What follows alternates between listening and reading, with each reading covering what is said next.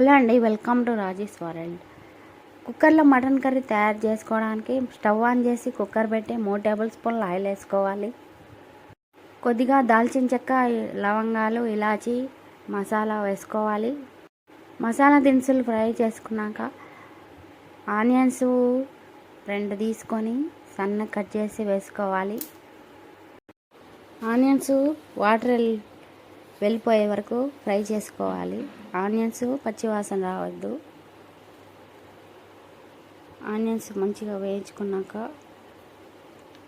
పసుపు వేసుకోవాలి. తర్వాత ఉప్పు వేసుకోవాలి.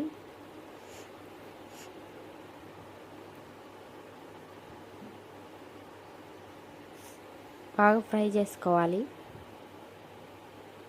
తర్వాత 1/2 kg మటన్ తీసుకున్నాను. మటన్ వేసుకోవాలి.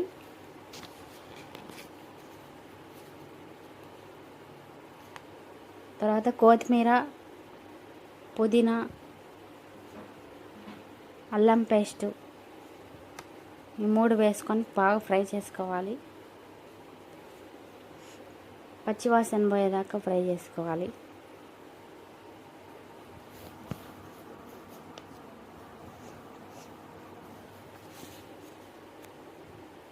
తర్వాత 2 టేబుల్ స్పూన్లు కారం వేసుకోవాలి.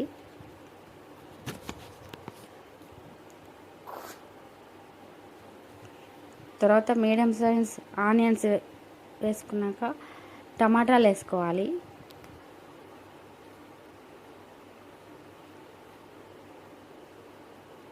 తర్వాత కావాల్సినన్ని వాటర్ పోసుకోవాలి. తర్వాత విజిల్ పెట్టుకోవాలి.